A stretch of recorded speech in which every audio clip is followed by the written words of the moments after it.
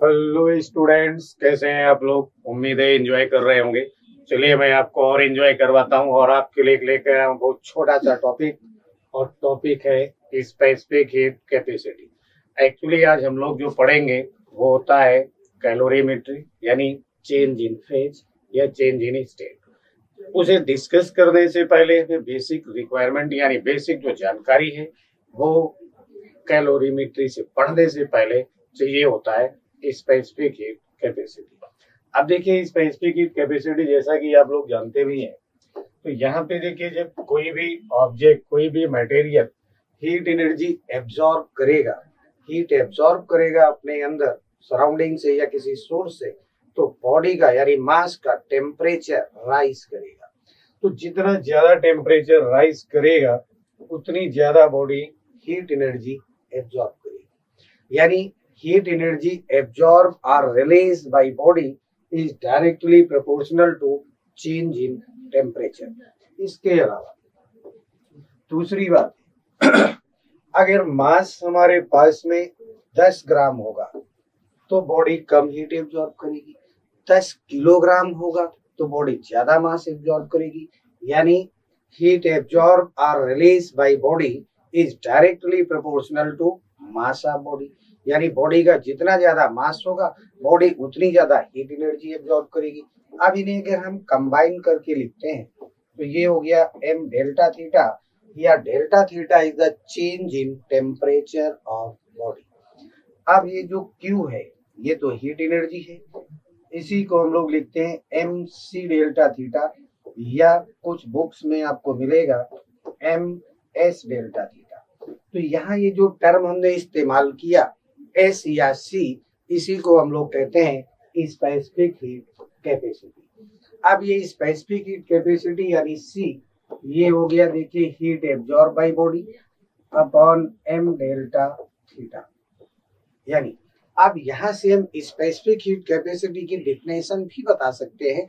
और डिफिनेशन क्या होगी, तो देखिए अगर हम कहें कि ये जो सी है, मास हमारे पास कितना है यूनिट, यानी 1 किलोग्राम मास है, 1 केल्विन टेम्परेचर हम चेंज करें तो इसके लिए जितनी हीट एनर्जी की रिक्वायरमेंट होगी उस मटेरियल की यानी उस बॉडी की, वही स्पेसिफिक हीट कैपेसिटी होगी। यानी heat required to change the temperature of unit mass body by 1 degree centigrade or 1 Kelvin. Heat required to change the temperature of unit mass body by 1 degree centigrade or 1 Kelvin is equal, यानी numerically equal to specific heat capacity of body। यानी मास अगर हमारे पास में है unit, चलिए हमने 1 kg ले लिया, डेल्टा थीटा को हम 1 केल्विन कह सकते हैं या 1 डिग्री सेंटीग्रेड, यानी ये चेंज इन टेम्परेचर है। Change in temperature degree centigrade degree kelvin दोनों में इक्वल होता है, तो यहाँ हम कुछ भी कह सकते हैं। तो फिर सी क्या हो गया, numerically equal to heat energy. यानी न्यूमेरिकली इक्वल क्यों कह रहे हैं, क्योंकि हीट एनर्जी है, एनर्जी की यूनिट एंड डायमेंशन डिफरेंट होते हैं।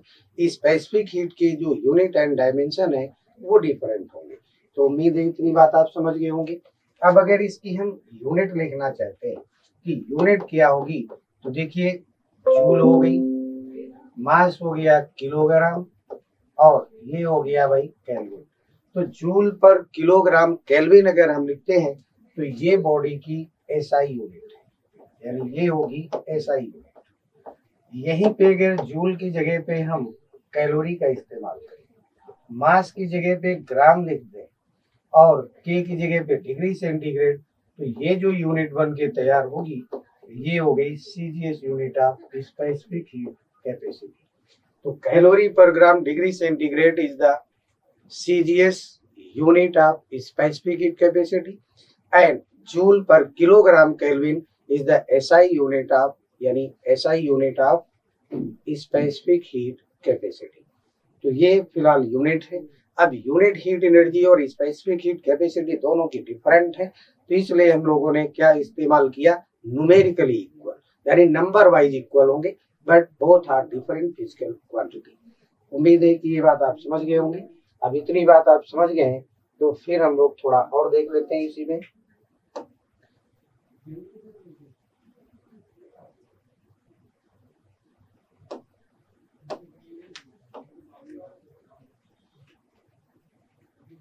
यहीं पे देखिए अभी अभी हम लोगों ने लिखा C is equal to Q upon M delta theta. Delta theta है change in temperature, delta theta हो गया change in temperature. Change in temperature से हमारा मतलब है बॉडी अगर हीट एब्जॉर्ब कर रही है तो टेम्परेचर राइज करेगा, बॉडी हीट लॉस कर रही है तो टेम्परेचर डिक्रीज होगा। इंक्रीज या डिक्रीज जो भी होगा वो हो गया डेल्टा थीटा। मास बॉडी का m हो गया मास, तो जितना ज्यादा मास होगा उतनी ज्यादा एनर्जी बॉडी रिलीज या एब्जॉर्ब करेगी। तो ये था। अब यहीं पे अगर हम लिखते Q is equal to M C delta theta, तो यहाँ पे m और c का ये जो टर्म है यानी Q upon delta theta is equal to होना चाहिए m इंटू सी, और इसको हम लोग कहते हैं हीट कैपेसिटी। तो ये हो गया हीट कैपेसिटी ऑफ बॉडी, यानी mass into specific heat capacity is known as heat capacity of body. इतनी बात क्लियर हो गई। अब यहीं पे देखते हैं कि जो हमने अभी स्पेसिफिक हीट कैपेसिटी लिख रखी थी वो स्पेसिफिक हीट कैपेसिटी यानी जो सी हमने लिखा, अगर हम वाटर के लिए, क्योंकि हमें इस्तेमाल करना होगा वाटर और आइस, तो अगर हम यहाँ पे वाटर के लिए लिखते हैं स्पेसिफिक हीट कैपेसिटी तो ये होगी 4200 जूल पर किलोग्राम केल्विन। ये एसआई सिस्टम में होना चाहिए। सीजीएस सिस्टम में अगर हम लोग बात करें इसकी तो सीजीएस सिस्टम में होती है 1 calorie per gram degree centigrade. ये सीजीएस सिस्टम में यूज करेंगे। इसके अलावा अगर हम specific heat capacity of ice लिखते हैं तो इसके लिए जो एसआई सिस्टम में वैल्यू लिखेंगे वो ठीक वाटर की जितनी हमने लिखी है ठीक इसकी हाफ हो जाएगी, यानी 2100 जूल पर किलोग्राम केल्विन। और सीजीएस सिस्टम में 0.5 calorie per gram degree centigrade, यानी आइस की specific heat capacity exactly half होती है वाटर की स्पेसिफिक हीट कैपेसिटी से। तो बेसिकली ये आप समझ गए होंगे स्पेसिफिक हीट कैपेसिटी क्या होती है। अब इसको हम लोगों ने पढ़ा होगा गैसीय सिस्टम के लिए, तो गैसीय सिस्टम के लिए फिर हम लोग बाद में बात करेंगे। अभी हम लोग चलते हैं कहाँ पे, सीधे सीधे कैलोरीमेट्री की तरफ। तो अब कैलोरीमेट्री में देखिए, अब कैलोरीमेट्री क्या है, चेंज इन स्टेट। यहाँ पे देखिए अगर हमारे पास में कोई सॉलिड है और ये सॉलिड मैटर जो है चेंज हो रहा है लिक्विड में, यानी चेंज इनटू लिक्विड,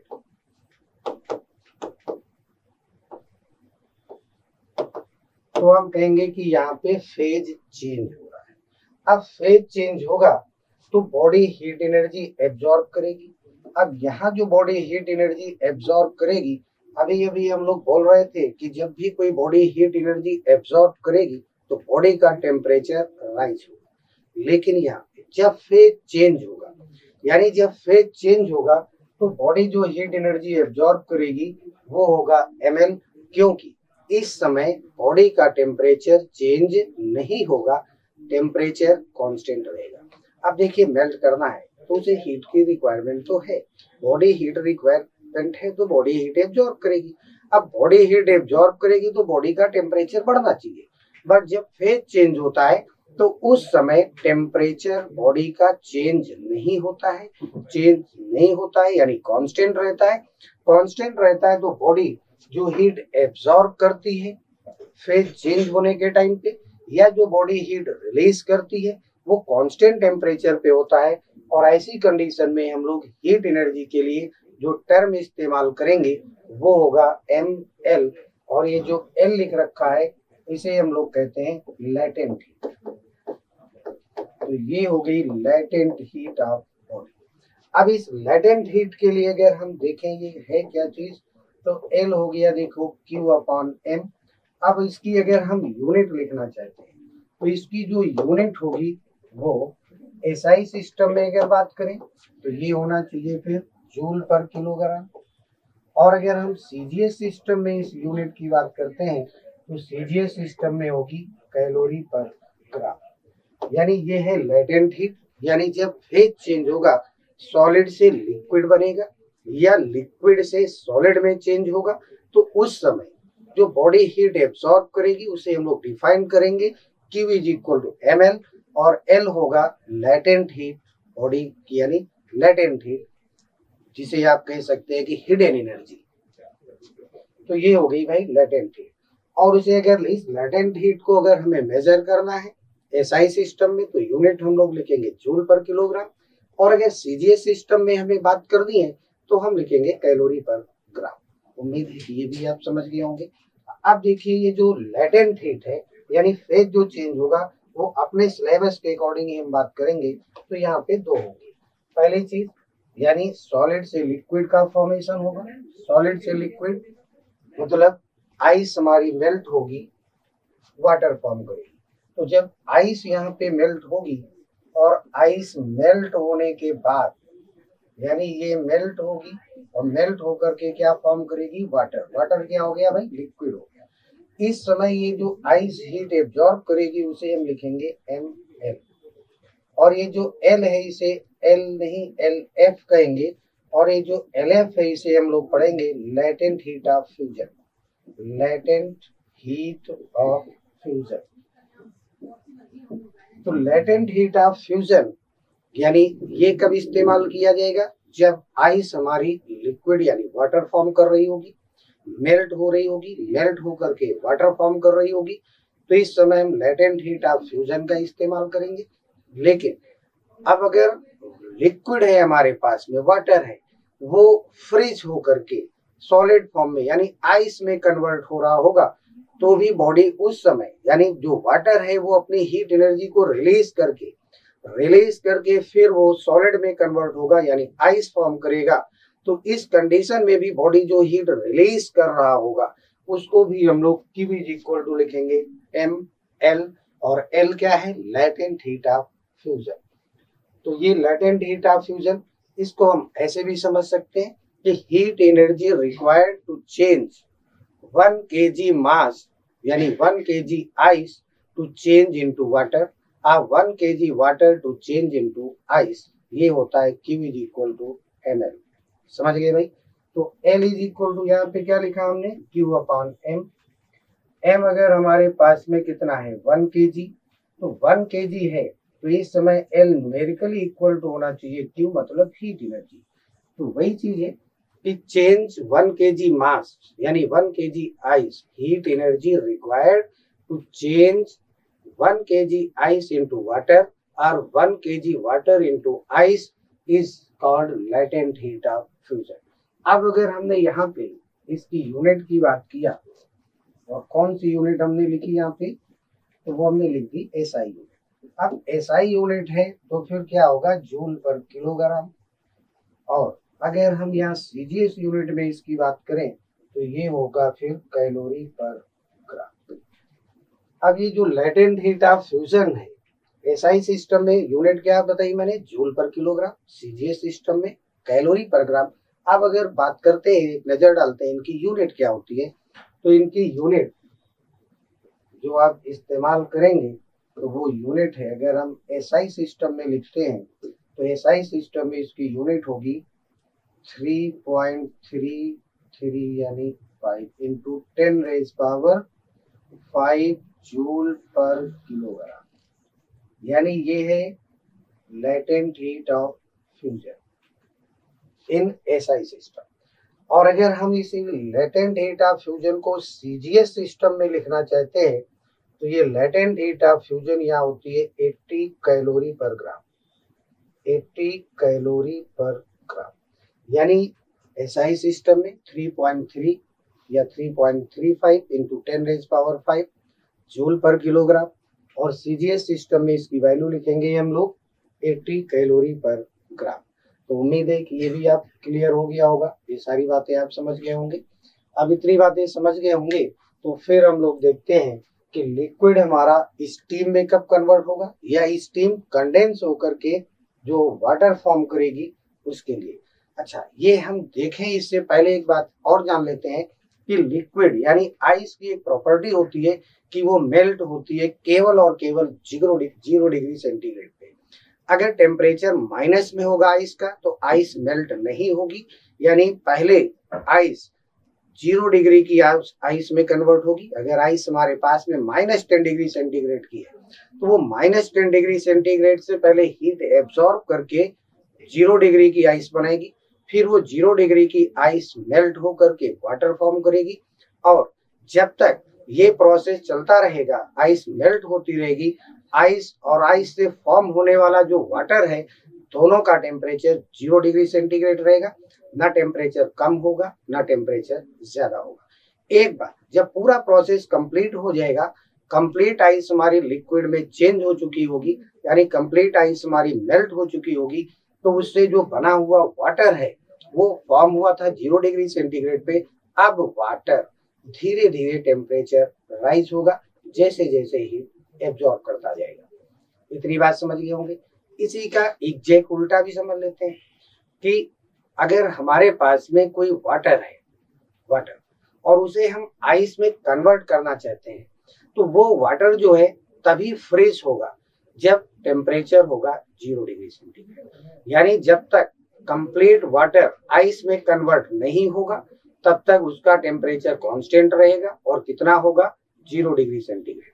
सपोज आधा जो वाटर है हमारा, 1 लीटर वाटर था जिसमें आधा लीटर पानी मान लीजिए आइस में कन्वर्ट हो गया और आधा लीटर अभी कंटेनर में बचा हुआ है। तो ऐसी कंडीशन में जो बचा हुआ वाटर है उसका भी टेम्परेचर 0 होगा, जो आइस फॉर्म हो चुकी है उसका भी टेम्परेचर 0 होगा। और ये कब तक 0 रहेगा?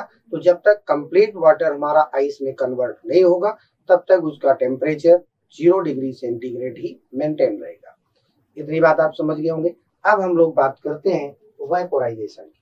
तो वेपोराइजेशन का जो प्रोसेस है, यानी अगर हम वाटर को, लिक्विड को हीट एनर्जी कुछ प्रोवाइड करें तो फिर वो पहले तो बॉईल करेगा। अब बॉईल करना शुरू होगा तो एक बार टेम्परेचर फिर कांस्टेंट हो जाएगा, क्योंकि जैसे ही बॉइलिंग पॉइंट आएगा टेम्परेचर कांस्टेंट हो जाएगा। कितने डिग्री पे? 100 डिग्री सेंटीग्रेड। अब टेम्परेचर जब कांस्टेंट हो गया 100 डिग्री सेंटीग्रेड, और ये तब तक कांस्टेंट रहेगा जब तक हमारा एक एक बूंद वाटर स्टीम में कन्वर्ट नहीं हो जाएगा। अब वाटर हमारा स्टीम में कन्वर्ट हो रहा होगा, टेम्परेचर क्या हो गया? कांस्टेंट हो गया। अब टेम्परेचर कांस्टेंट हो गया तो ये जो वाटर है ये बॉइलिंग पॉइंट पे आ चुका है। बॉइलिंग पॉइंट का मतलब 100 डिग्री सेंटीग्रेड हो गया। तो अब इसका जो टेम्परेचर है ये कांस्टेंट रहेगा। और कब तक कांस्टेंट रहेगा? जब तक ये कंप्लीट वाटर स्टीम में कन्वर्ट नहीं हो जाएगा। और इससे जो स्टीम बन रही होगी इसका भी जो टेम्परेचर है वो 100 डिग्री सेंटीग्रेड होगा और ये कांस्टेंट रहेगा। तो इस समय जो हम हीट सप्लाई दे रहे होंगे, यानी ये जो वाटर हमारा हीट एब्सॉर्ब कर रहा होगा, इसको भी हम लोग लिखेंगे m इंटू एल, क्योंकि टेम्परेचर तो कांस्टेंट है। हम यहाँ mc डेल्टा थीटा या ms डेल्टा थीटा का इस्तेमाल नहीं करेंगे, क्योंकि टेम्परेचर में कोई चेंज नहीं आ रहा है। चेंज इन टेम्परेचर क्या है? 0 है। फिर भी बॉडी हीट एब्सॉर्ब कर रही है कांस्टेंट टेम्परेचर पे। तो यहाँ पे हम जो फॉर्मूला फिर इस्तेमाल करेंगे वो होगा Q is equal to ml। m हो गया मास ऑफ बॉडी और l है लेटेंट हीट ऑफ वेपोराइजेशन, तो इसे हम LV भी कह सकते हैं। और ये 100 डिग्री सेंटीग्रेड टेम्परेचर तब तक कांस्टेंट रहेगा जब तक एक एक बूंद पानी हमारा स्टीम में कन्वर्ट नहीं हो जाएगा। जब पूरा का पूरा पानी स्टीम में कन्वर्ट हो चुका होगा उस समय तक स्टीम का टेम्परेचर क्या होगा? 100 डिग्री सेंटीग्रेड होगा। इसके बावजूद भी अगर हम हीट एनर्जी सप्लाई दे रहे हैं कंटिन्यूअस, तो अब हीट का टेम्परेचर 100 डिग्री सेंटीग्रेड से धीरे धीरे राइज करेगा और ये सुपर हॉट स्टीम में कन्वर्ट हो जाएगा। इसका उल्टा भी, अगर हमारे पास में स्टीम है और उसका टेम्परेचर है 200 डिग्री सेंटीग्रेड, तो पहले स्टीम अपनी हीट एनर्जी का लॉस करेगी mc डेल्टा थीटा के अकॉर्डिंग, और लॉस करके जब वो स्टीम 100 डिग्री सेंटीग्रेड की बन के तैयार होगी तब वो स्टीम कंडेंस होना शुरू होगी। अब जब एक बार कंडेंसेशन शुरू हो गया, कंडेंस होने लगी स्टीम, तो उसका टेम्परेचर फिर 100 डिग्री सेंटीग्रेड कांस्टेंट रहेगा।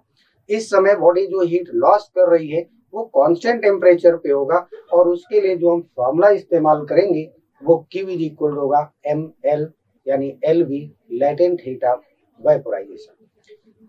तो इसके अकॉर्डिंग जब पूरी की पूरी स्टीम हमारी कंडेंस हो जाएगी, तो कंडेंस होने के बाद जो वाटर फॉर्म हो रहा होगा उस वाटर का भी टेम्परेचर क्या होगा 100 डिग्री सेंटीग्रेड। सपोज 50% स्टीम हमारी वाटर में कंडेंस हो चुकी, यानी वाटर में कन्वर्ट हो गई, चेंज हो गई। अब वाटर जो बना उसका भी टेम्परेचर क्या होगा 100 डिग्री सेंटीग्रेड। रिमेनिंग जो 50% स्टीम बची हुई है उसका भी टेम्परेचर क्या होगा 100 डिग्री सेंटीग्रेड। अब ये जो कंप्लीट स्टीम हमारी वाटर में कन्वर्ट हो चुकी होगी, उस समय जो पानी बन के तैयार होगा वो 100 डिग्री सेंटीग्रेड वाला होगा। अब फिर वो वाटर धीरे धीरे हीट एनर्जी का लॉस करेगा सराउंडिंग को, और फिर धीरे धीरे कूल होता जाएगा। तो यानी एक बार जब प्रोसेस शुरू हो जाएगा तो तब तक टेम्परेचर कांस्टेंट रहेगा जब तक पूरा का पूरा प्रोसेस कंप्लीट ना हो जाए। अगर हम फ्रीजिंग की बात कर रहे हैं, मेल्टिंग की बात कर रहे हैं, तो ये वाटर के लिए 0 डिग्री सेंटीग्रेड पे होगा और उसका टेम्परेचर 0 डिग्री सेंटीग्रेड कांस्टेंट रहेगा। और यही अगर हम स्टीम को वाटर में कन्वर्ट करने की बात कर रहे हैं या वाटर को स्टीम में कन्वर्ट करने की बात कर रहे हैं वेपोराइजेशन की, तो ये प्रोसेस 100 डिग्री सेंटीग्रेड पे होगा, और ये तब तक 100 डिग्री सेंटीग्रेड कांस्टेंट रहेगा जब तक पूरा प्रोसेस कंप्लीट ना हो जाए। और इस टाइम पे जो हीट का लूज या गेन होगा वो फार्मूला होगा ml, जिसमें L होगा लेटेंट हीट यानी हिडन एनर्जी। अब इस LV की अगर हम यूनिट वगैरह की बात करें तो बात वही है, Q/m लिखते, और यूनिट क्या होगी इसकी भी वही जूल पर किलोग्राम। ये जूल पर किलोग्राम क्या है SI सिस्टम में होगी, और अगर इसी को हम लिख देते हैं कैलोरी पर ग्राम तो ये CGS सिस्टम में होगी। अब अगर SI सिस्टम में इसकी हम वैल्यू की बात करें तो ये होगा 22.6 इंटू 10⁵ जूल पर किलोग्राम, और अगर CGS सिस्टम में हम इसकी बात करें तो ये होता है 540 कैलोरी पर ग्राम। यानी ये CGS सिस्टम में, यानी जब हम मास को ग्राम में इस्तेमाल कर रहे होंगे तो ये फार्मूला इस्तेमाल करेंगे, मास को किलोग्राम में लेंगे, SI सिस्टम में कैलकुलेशन होगा तो फिर ये यूज करेंगे लेटेंट हीट ऑफ वेपोराइजेशन की वैल्यू। अब देखिए इस पे बेस, जैसा कि हमने हेडिंग में डाल रखा है कैलोरीमेट्री, तो ये चेंज इन फेज की ये कंडीशन होगी। एक बार और नटशेल में इसको देखते हैं, फिर उसके बाद आगे बढ़ते हैं हम लोग। चलिए तो बात करते हैं हम लोग यहाँ पे, देखिए हीटिंग कर्व की अगर बात करें कैसे हीट हुआ, तो पहले ये देखते हैं कि हमारे पास में ये आइस है और इस आइस का टेम्परेचर है मान लीजिए -θ। तो -θ है तो ये पहले हीट एब्जॉर्ब करेगी, और एब्जॉर्ब करने के बाद ये चेंज होकर के आएगी 0 डिग्री की आइस में। ये रहेगी तो आइस, बस इसका टेम्परेचर अब हो जाएगा 0 डिग्री सेंटीग्रेड। अब 0 डिग्री सेंटीग्रेड होगा तो यहाँ पे फेज चेंज होना शुरू होगा, यानी फेज चेंज होगा तो टेम्परेचर कांस्टेंट होगा। अब ये जो हीट एब्जॉर्ब करेगी वो फॉर्मूला होगा MLF। LF क्या हो गया लेटेंट हीट ऑफ फ्यूजन। अब 0 डिग्री की हीट है, अब इस तरीके आइस है और इस तरीके से हीट एब्जॉर्ब करेगी, तो एब्जॉर्ब करने के बाद में ये मेल्ट होगी, और मेल्ट होने के बाद अब ये फॉर्म करेगी वाटर। तो जब ये वाटर यहाँ पे फॉर्म करेगी तो इस वाटर का टेम्परेचर भी होगा 0 डिग्री सेंटीग्रेड। अब देखिए अगर हम और हीट इसको कांस्टेंट यहाँ पे सप्लाई दे दें तो ये डायरेक्ट बॉइलिंग पॉइंट पे चला जाएगा वाटर, और इस समय इसका टेम्परेचर क्या हो जाएगा 100 डिग्री सेंटीग्रेड। और अगर इसे हमने फिर हीट देना शुरू रखा तो अब इसका टेम्परेचर यहाँ पे क्या हो गया कांस्टेंट हो गया। तो जो हीट एब्जॉर्ब करेगा उसको हम लिखेंगे ML इंटू वेपोराइजेशन, यानी लेटेंट हीट ऑफ वेपोराइजेशन। तो अब टेम्परेचर तो कांस्टेंट रहेगा और यहाँ से ये वाटर कन्वर्ट हो जाएगा स्टीम में, और स्टीम में कन्वर्ट होगा तो जो स्टीम फॉर्म होगी उसका भी टेम्परेचर क्या होगा 100 डिग्री सेंटीग्रेड। अब इसके बावजूद फिर अगर ये बॉडी या हीट एब्जॉर्ब करती है तो MC डेल्टा थीटा फॉर्मूला होगा, और यहाँ पे बन के तैयार हो जाएगी सुपर हॉट स्टीम। तो ये हो गई सुपर हॉट स्टीम, यहाँ बन के तैयार होगी। और अगर हमें 100 डिग्री तक नहीं ले जाना है तो फिर हम इसको जो हीट एनर्जी देंगे वो mc डेल्टा थीटा ही फॉर्मूला यूज होगा, और यहाँ से जो वाटर हमारा फॉर्म होगा वो वाटर ही रहेगा, और ये थीटा डिग्री टेम्परेचर का हो जाएगा। यानी थीटा क्या है, 50 डिग्री, 60 डिग्री, 70 डिग्री, जो भी हम करना चाहते हैं उतना टेम्परेचर बढ़ाएंगे तो ये ऐसे हो जाएगा। और डायरेक्ट अगर हम इसको कन्वर्ट करना चाहते हैं स्टीम में और सुपर हॉट स्टीम में, तो इस तरीके का प्रोसेस ये फॉलो करेगी। इसी के बेस पे जो ग्राफ बनाते हैं हम लोग उसे कहते हैं हीटिंग कर्व। अब समझते हैं हम लोग ये हीटिंग कर्व क्या होता है। अब देखिए हीटिंग कर्व को समझने के लिए हमने यहाँ पे तो लिख रखा है टेम्परेचर, और यहाँ पे हम लोगों ने लिख रखा है टाइम, और मान लीजिए हमारे पास में है आइस। तो आइस का मिनिमम टेम्परेचर क्या है, 0 डिग्री सेंटीग्रेड। अब 0 डिग्री सेंटीग्रेड कहाँ पे होगा, तो ओरिजिन पे होगा। अब यहाँ अगर हम इस आइस को रखते हैं तो यहाँ टेम्परेचर कितना हो गया, 0 डिग्री सेंटीग्रेड, और टाइम क्या है, 0, यानी अब प्रोसेस स्टार्ट होगा। तो जब ये प्रोसेस स्टार्ट होगा तो यहाँ पे टेम्परेचर क्या रहेगा, कांस्टेंट रहेगा, और टेम्परेचर कांस्टेंट रहेगा तो ये आइस हमारी अब मेल्ट होनी शुरू होगी, और मेल्ट होने में देखो इतना टाइम लगा, यहाँ पे आ गई। तो यहाँ पे कंप्लीट आइस है, और इस पॉइंट पे आते आते कंप्लीट वाटर में कन्वर्ट हो चुकी। बीच में अगर किसी टाइम पे बात करें तो यहाँ पे आपको वाटर कंटेंट में क्या मिलेगा, वाटर मिलेगा, और आइस दोनों ही होंगे, और दोनों का टेम्परेचर क्या रहेगा, 0 डिग्री सेंटीग्रेड। अब यहाँ पे आ गया तो कंप्लीट आइस जो है कन्वर्ट हो चुकी है वाटर में। तो यहाँ जो हीट एब्जॉर्ब किया आइस ने उसे हम डिफाइन करेंगे MLF। LF क्या है, लेटेंट हीट ऑफ फ्यूजन। अब इसके बाद फिर भी अगर हम इसे गर्म कर रहे हैं तो अब ये बॉडी हमारी फिर इस तरीके से हॉट होगी, यानी अब यहाँ पानी बन चुका है, तो पानी ये जो है हीट एनर्जी एब्जॉर्ब करेगा, और हीट एनर्जी एब्जॉर्ब करेगा तो इसका टेम्परेचर धीरे धीरे क्या होगा, राइज होगा, और राइज होने के बाद यहाँ आ गया, मान लीजिए ये हो गया इसका बॉइलिंग पॉइंट। बॉइलिंग पॉइंट मतलब 100 डिग्री सेंटीग्रेड टेम्परेचर हो गया। अब फिर यहाँ टेम्परेचर क्या हो जाएगा, कांस्टेंट हो जाएगा, बॉडी फिर से हीट एब्जॉर्ब करनी शुरू करेगी। तो यहाँ जो बॉडी हीट एब्जॉर्ब कर रही होगी उसको भी हम लोग क्या लिखेंगे, ML लिखेंगे, लेकिन L कौन सा होगा, वेपोराइजेशन। अब यहाँ से अगर बात करें इस पॉइंट तक जो हॉरिजॉन्टल लाइन दिख रही है, तो इस पॉइंट पे कंप्लीट वाटर है, और इस दूसरे एंड पे जैसे ही पहुंचेंगे कंप्लीट स्टीम में कन्वर्ट हो चुकी, और बीच में अगर किसी टाइम पे हम बात करते हैं तो यहाँ स्टीम भी होगी और वाटर भी होगा। फिर भी अगर इसको हम अभी भी हीट एनर्जी सप्लाई करेंगे तो फिर से इसका टेम्परेचर राइज होगा, यानी इस समय जो हीट एब्जॉर्ब करेगी वो हो गया MC डेल्टा थीटा, और इस तरीके से ये सुपर हॉट स्टीम में कन्वर्ट हो जाएगी।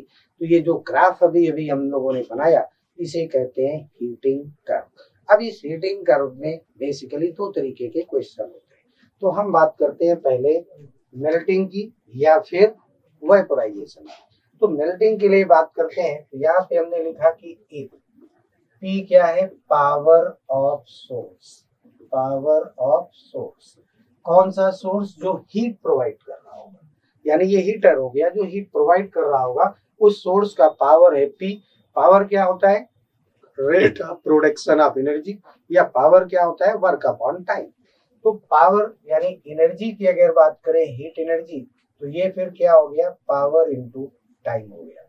और Q इज इक्वल टू हम लोगों ने क्या लिखा है, ML लिखा है, तो लिख सकते हैं हम लोग PT is equal to ML।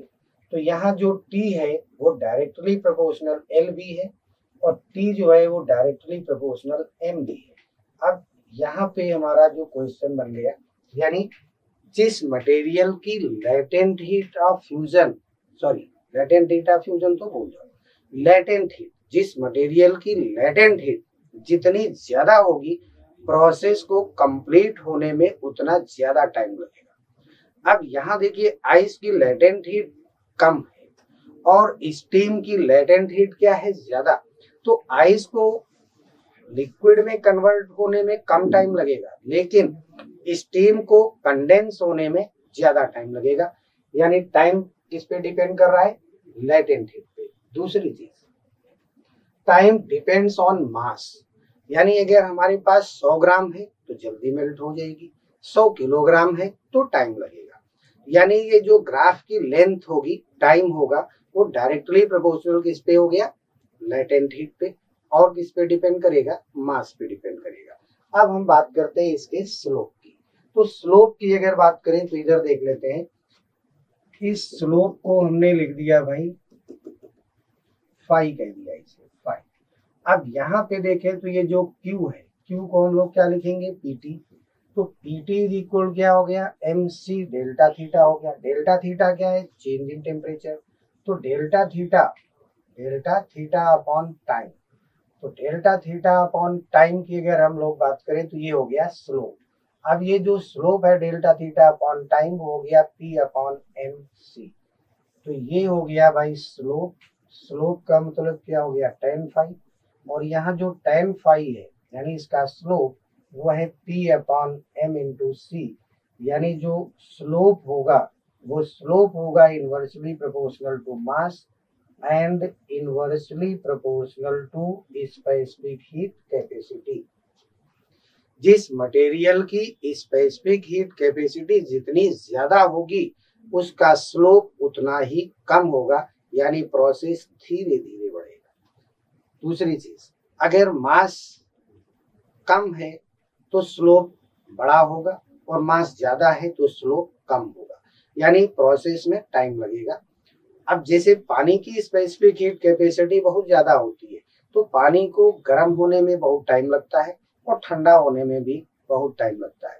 लेकिन सैंड की स्पेसिफिक हीट कैपेसिटी बहुत कम होती है तो बहुत जल्दी से गर्म भी हो जाती है और बहुत जल्दी से ठंडी भी हो जाती है। तो प्रोसेस कंप्लीट होने में टाइम, और टाइम कब लगेगा, ज्यादा कब लगेगा, जब स्लोप कम होगा तो टाइम ज्यादा लगेगा, स्लोप ज्यादा होगा यानी स्लोप बड़ा होगा तो टाइम कम लगेगा। उम्मीद है कि ये बात आप समझ गए होंगे। अब हम लोग देखते हैं कि ये कैलोरीमेट्री है क्या चीज।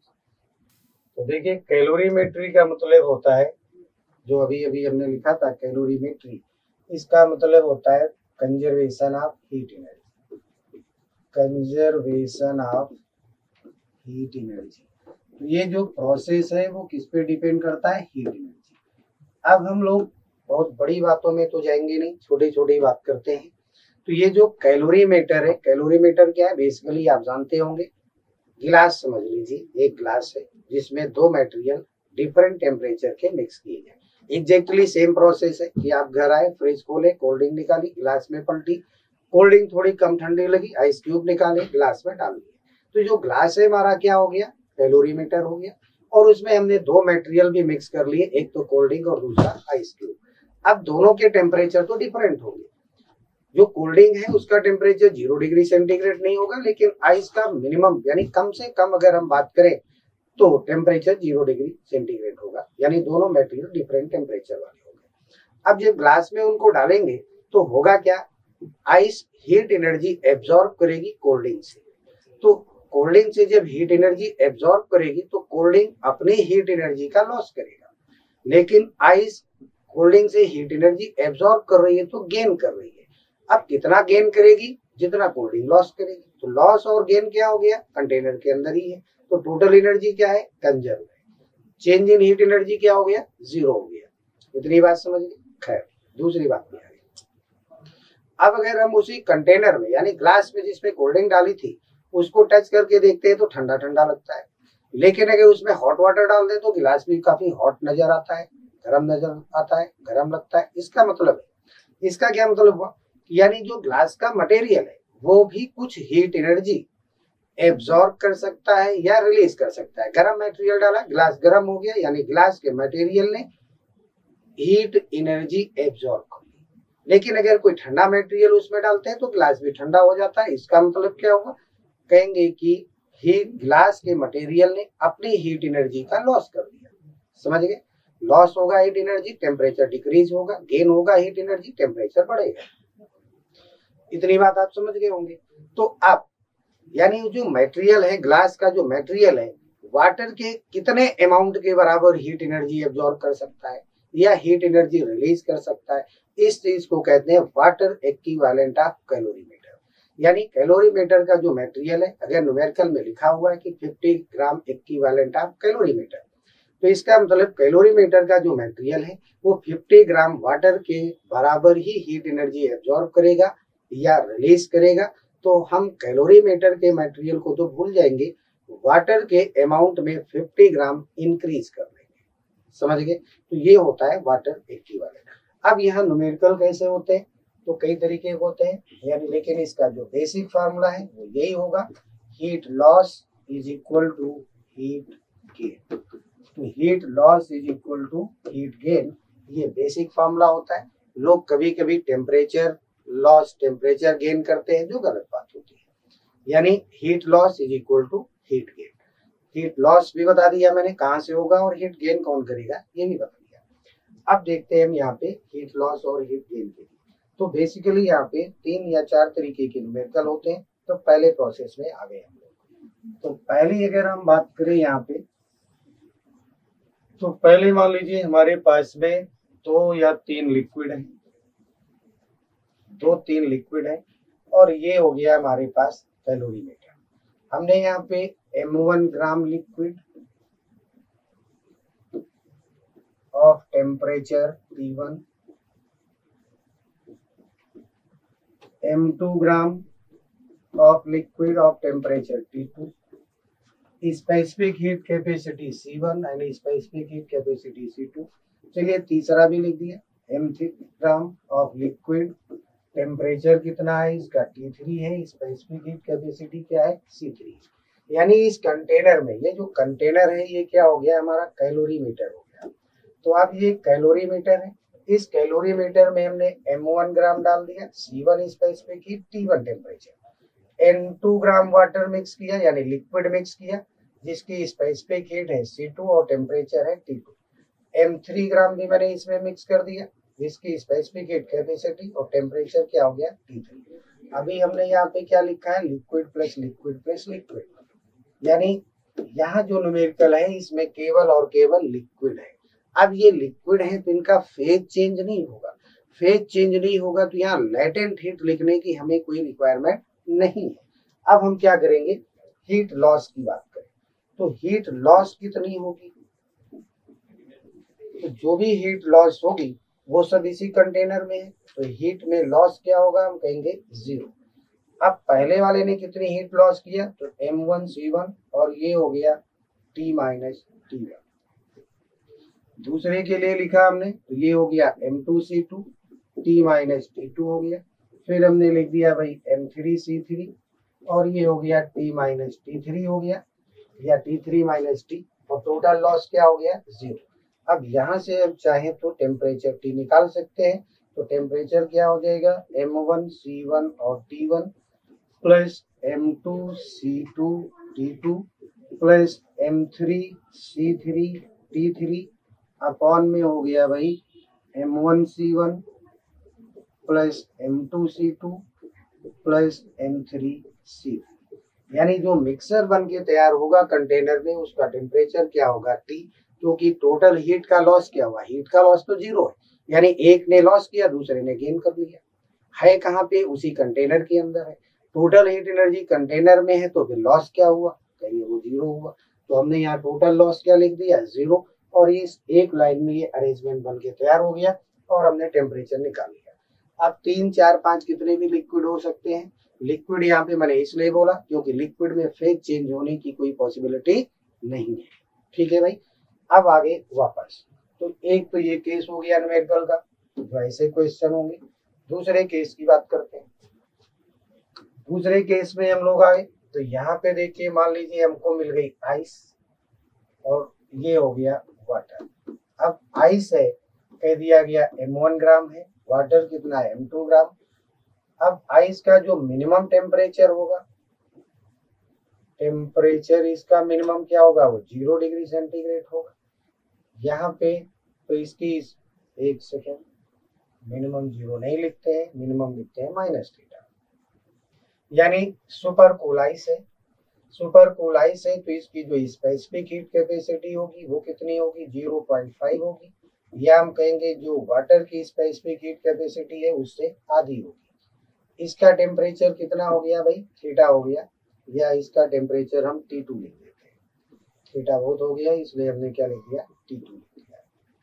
अब इन्हें जब हम मिक्स करेंगे आपस में तो जो टेम्परेचर बन के तैयार होगा वो क्या हो गया, थीटा, तो इसको भी हमने -T1 कर दिया। यानी आइस का टेम्परेचर कितना है, नेगेटिव में टेम्परेचर है, सुपर कूल आइस है, टेम्परेचर क्या है, -T1। वाटर का टेम्परेचर कितना है, T2 है, जो 100 डिग्री सेंटीग्रेड से कम होगा, लेकिन ये T1 माइनस में, यानी ये 0 से कम होगा। अब ये कंडीशन है, इनको हम आपस में मिक्स करेंगे तो टेम्परेचर कितना बन के तैयार होगा मिक्सचर का, थीटा होगा। अब हमारी प्रॉब्लम ये है कि हम पहले तो इस थीटा को कैलकुलेट करें। इस थीटा को कैलकुलेट करने की अगर बात करते हैं तो यहाँ पे देखना पड़ेगा हीट लॉस कौन करेगा। तो हीट लॉस करने का काम वाटर के पास में है, क्योंकि वाटर हायर टेम्परेचर पे है और लो हो जाएगा मिक्सचर का temperature, it means water heat loss करेगा। तो हीट लॉस कैलकुलेट करते हैं, तो यहाँ जो मिला हमें हीट लॉस बाई वाटर, तो हीट लॉस बाई वाटर क्या होगा, तो हमने लिखा M2C वाटर हो गया, और मिक्सचर का टेम्परेचर थीटा है, तो ये हो गया T2 माइनस थीटा, यानी वाटर इतनी हीट एनर्जी का लॉस करेगा। तो अब ये जो लॉस हुआ इसको गेन कौन करेगा कंटिन्यू कैलोरीमीटर में, तो हीट गेन, अब गेन तो करेगा भाई आइस, आइस गेन करेगा, कितनी गेन करेगा, तो पहले तो ये MC आइस, और फिर हम यहाँ पे लिखेंगे 0 माइनस थीटा, यानी इतनी हीट गेन करेगा तो ये 0 डिग्री की आइस में कन्वर्ट होगा। फिर इसके बाद अभी और इसे हीट चाहिए, अब कितनी हीट लेगा ये, M इंटू LF, यानी अब इसे मेल्ट होना होगा। पहले इतनी हीट एब्जॉर्ब किया तो 0 डिग्री की आइस बनी, अब 0 डिग्री की आइस इतनी हीट लेगी तो मेल्ट होगी, मेल्ट होगी तो वाटर फॉर्म करेगी, वाटर फॉर्म होगा 0 डिग्री सेंटीग्रेड का। अब वो 0 डिग्री सेंटीग्रेड का जो वाटर है वो हीट एब्जॉर्ब करेगा, तो सी वाटर हो गया, और कितनी एब्जॉर्ब करेगा, तो हमने लिख दिया थीटा माइनस 0। अब यहाँ पे करेंगे heat loss is equal to heat gain, समझ गए भाई। तो heat loss is equal to heat gain, तो ये हो गया भाई M2C water into theta T2 minus theta, इतना हीट पानी ने लॉस किया, और ये गेन किसने किया, तो ये हो गया M1C आइस, और 0 माइनस थीटा, तो ये थीटा हो गया, प्लस हो गया M1 इंटू L, प्लस हो जाएगा M1C वाटर अब लिखा जाएगा, और थीटा माइनस 0। और इस तरीके से हम लोग यहाँ पे थीटा कैलकुलेट कर लेंगे। तो इस तरीके से थीटा कैलकुलेट करेंगे, उम्मीद है कि ये समझ गए होंगे। अब आते हैं हम लोग बेसिक बातों में, फिर इसके बाद इसको एक बार और डिस्कस करेंगे। अब यहाँ पे फिर से देखो आपको आइस मिली और ये मिल गया वाटर। अब यहाँ आइस का टेम्परेचर मास है मान लो M1, वाटर का मास हो गया M2, इसका टेम्परेचर है 0 डिग्री सेंटीग्रेड, टेम्परेचर कितना हो गया, 0 हो गया। यहाँ जो टेम्परेचर है वो कितना है, T हो गया, यानी T2 चलो लिख देते हैं। अब स्पेसिफिक हीट की इस पे जरूरत नहीं, मेल्ट होके पानी बनेगा। इन दोनों को आपस में मिक्स किया, टेम्परेचर हो गया थीटा। तो यहाँ जो हीट लॉस करेगा वो होगा वाटर। तो अगर हम लिखते हैं यहाँ पे हीट लॉस, तो हीट लॉस क्या होगा भाई, M2C वाटर, और लिखते T2 माइनस थीटा। इसके बाद हीट गेन कौन करेगा, तो वो होगा आइस। तो हीट गेन अगर हम लिखें आइस के लिए, तो ये पहले तो मेल्ट होगी, हीट चाहिए होगा M1L, देन इसके बाद ये इसका टेम्परेचर बढ़ेगा, तो अब मेल्ट होने के बाद तो पानी बनेगा, पानी बनेगा तो स्पेसिफिक हीट किसकी लिखेंगे, वाटर की लिखेंगे, और ये हो गया भाई थीटा माइनस 0। अब इन्हें जब हम इक्वल करेंगे तो heat loss is equal to heat gain,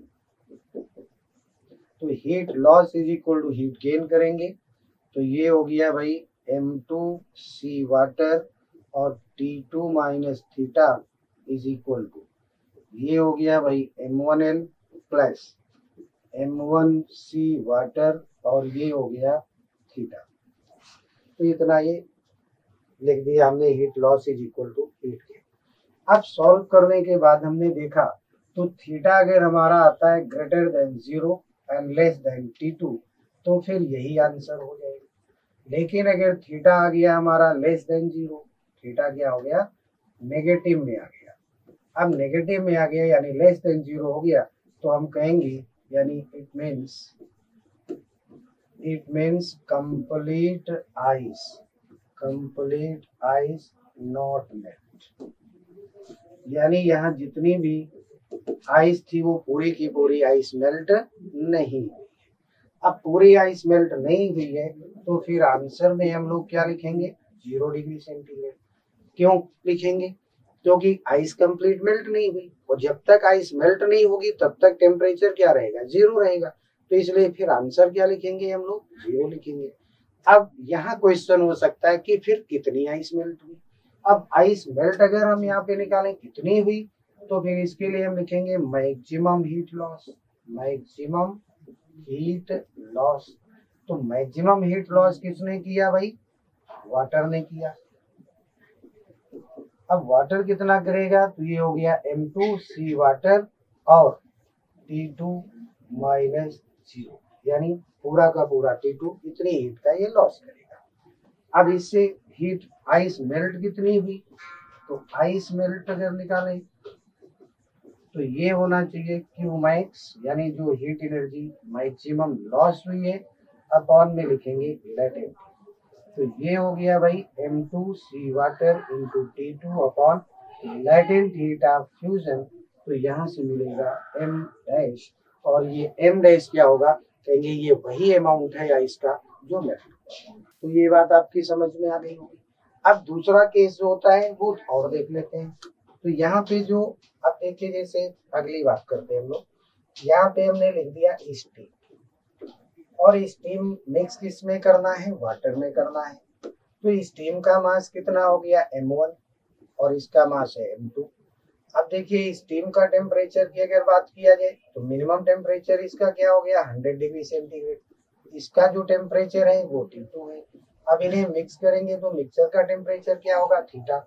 अब यहाँ अगर हम देखें हीट लॉस, तो हीट लॉस कौन करेगा, तो ये होगा स्टीम। कितनी हीट लॉस करेगी, तो देखिए पहले तो ये कंडेंस होगी, तो latent heat of vaporisation, then 100 degree centigrade का वाटर फॉर्म होगा, तो M1C स्पेसिफिक हीट वाटर की लिख दिया, और ये हो गया 100 माइनस थीटा, यानी इतनी हीट का लॉस होगा।